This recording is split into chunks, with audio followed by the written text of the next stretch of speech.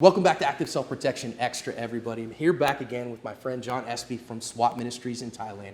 John trains people who go into very dangerous places to help rescue underage girls out of sex slavery. And he is a multi-belted, all kinds of different systems. Go watch the video on all of his bona fides.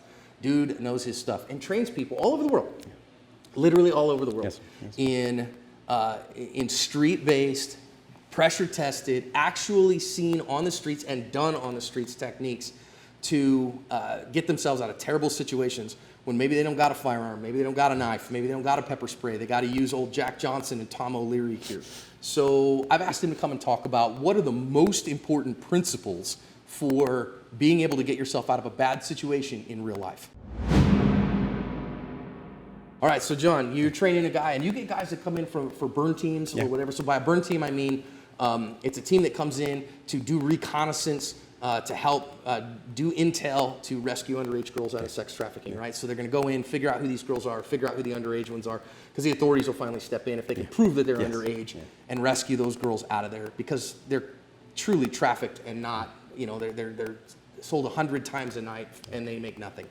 That's the reality of things. Am I overstating it? No, not pretty well. And there are thousands of them. Oh yeah, millions. Millions. I mean, thousands in Bangkok, let alone millions all over the world.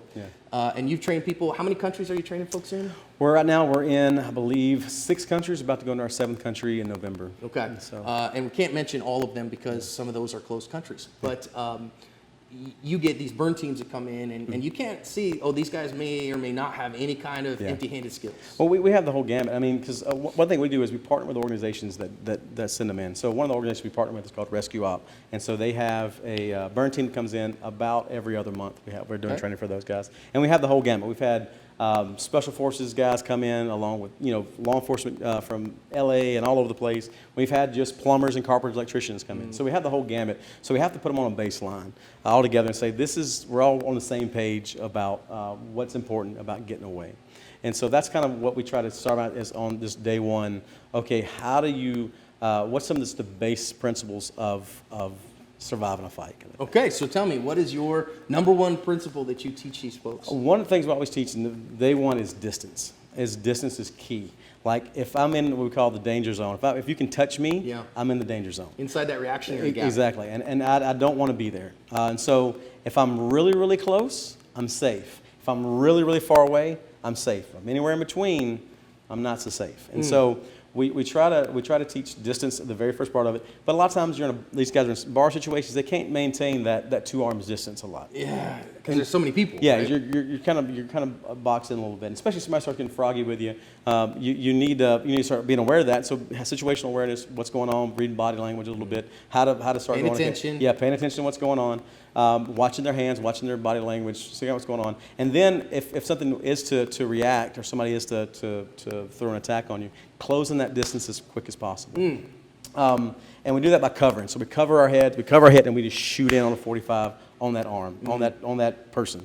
And once we get that distance closed, now it's not as dangerous as staying in this area and trying to throw blows and trying to protect, because he's going to get multiple shots on me as much as he can. I can answer him, but then it's a fist fight, and I don't want to stay in a fist fight because especially a lot of people around you is going to jump in that fist fight. Well, and that's kind of intuitive. You know, we see on the main channel all the time when the fists start flying, if they can't stay out of the distance of them, it closes to a grapple fight. Very quickly, because they don't want to keep taking shots. Yeah, exactly. So what we do is we want to close that distance in a way that's going to protect me, protect my head from getting knocked out. Because if you're in that reactionary zone, one shot can knock you out. Right. One hit. If you get tagged out, and once you're asleep, they have free reign. Yeah, you get your bell rung and you're laying on the ground dead. You know what I mean? Out. Then they just stomp you into a mud Exactly. Exactly. So we want to try to cover our head, cover our body, or cover our head with our arms. Close distance, get in tight, and start working position to be able to separate. Because I want to separate when I'm ready to separate, not when he wants me to separate. And so if I can do that, if I can control that distance, control that space, then I'm starting to control the fight, control positions, and then I can exit that in a safe-ish manner. Then I can get out of that as quick as possible. Now, interesting here. I want you to pay attention to the fact. If you watch the main ASP channel, you've heard him say, paying attention, your number 1 skill. Maintaining distance, your number 2 skill. Now check that out. What are the things you hear on the main channel in defensive encounters all the time? Pay attention. Attention buys you time. Time buys you options. Distance. Distance is your best friend, because if he can't touch you, he can't hurt you. So distance buys you options, right? And then you control all of the dimensions. And if you're in the fight, the one who is controlling the dimensions, he controls the distance, he controls the damage, right? Exactly. And so once we do that, sometimes it's certain techniques that we'll do allows us to manipulate spine, manipulate his hips, get to a control position, and then either put him on a wall, or I can dump him and put him on the ground, but I don't want to go to the ground with him. Right. And that's a little bit different than your normal jiu-jitsu or takedown kind of thing. Is we're doing takedowns. It doesn't matter if I go with him. Right. And so if I take him down, I need to be able to take him down without me going with him, because then I'm stuck in a position that I don't want to be in. Right, because you lost mobility if you're on the ground too, which, I mean, again, in a sport environment, no big deal, right? It's a one-on-one fight. But man, when I lose my mobility and people are trying to hurt me, man, I got trouble, right? So again, that's that mobility-centered, awareness-centered ability to do damage. Okay, what's next? So once we do that, once we've established dominant position, established taking their balance, controlling their hips, controlling their balance as best we can at the point, keeping contact. When I'm ready to exit, I need to dump him and exit, or I push him off, create a lot of distance, create that distance by separating when I'm ready to separate, and get the crap out of there. And get the heck out of there. Yeah. Get out of the danger zone. I wonder if you've heard that before as well. And this stuff is what works in real life fights, right? Yeah. So you're not going to stand there and bang with a guy. You're not going to stand there and defend your ego. Your job is to get out of there alive. Ego will get you killed. Will get you killed. Now, again, this is an environment where, they're going in under kind of false pretenses as potential, as posing as clients, when in reality they're just the opposite. But I think that works here too, guys. So I just can't tell you enough. Make sure you're getting out there and that your real world defensive training involves these concepts and involves these principles. And maybe when you're not, you're hitting the mats and you're like, oh, okay, look, I turned a guy over and now I'm going to submit him or whatever. Just recognize that you might pause in your drilling and go, oh, this is a place I can disengage and get out of here. Or when you do get a roll and you go, well, we're 50-50, but I can pull out of here and go to stand up. This is my chance to bounce in a real world encounter. Pause and see that in your mind, because that's an important self-defense principle, so that in your mat-based training, you're doing good defensively.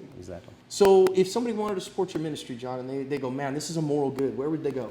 You can go to swapministryintl.org is our website. You can go to our Facebook page, Swap Ministry International, on our Facebook page, and there's some links there that would go to donate, and you can donate on our Facebook page, and you can send a carrier pigeon.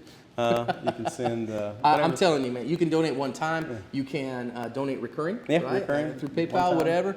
My wife and I are supporters of John and his ministry and his wife, and they do amazing work. Not just rescuing underage girls out of sex trafficking, but being a good in your environment. I'll tell on him, he's adopted 4 children in Thailand, 4 Thai kids who may not have made it because just they were being abused and abandoned and neglected themselves. And I'm proud to know this guy. So, man, thanks for the knowledge, John. I'm going to tell you, bro, it actually really encourages me, because what you're seeing in real life, really bad situations in rescuing kids, is the same thing that we're teaching on the big channel. So you've been a big help to us to actually look at some other scenarios that we haven't seen and haven't dealt with, and help us kind of to tweak our training a little bit too. So it's been great. It's been great to this guy here, man. You guys watching this guy channel and supporting him. It's helping people all over the world, man. So thanks, brother. Put it into your training, guys.